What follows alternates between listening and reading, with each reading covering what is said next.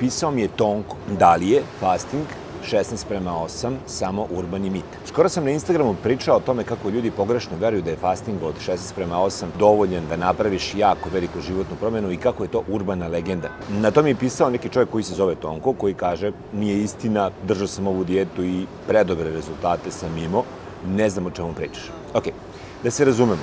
Fasting je proces kroz koji možemo da imamo neke ciljeve. Ako želiš da koriguješ par kilograma ili insulin, sasvim je okej da se držiš satnice kroz koju jedeš 8 sati u toku dana. Međutim, ako želiš da ispeglaš bore, tamne kolutove oko očiju, da makneš celulit, istopiš 50 kg sala i da vratiš opštu vitalnost, onda je telu potrebno malo više pomoći. To opet nikako ne znači da treba da ga mučiš. Suprotno toga, potrebno je baš da izbegnemo svaki stres, ali da na recimo autofagiju sa 2-3 sata koliko imamo u slučaju kada postimo 18 sati, podignemo na 4.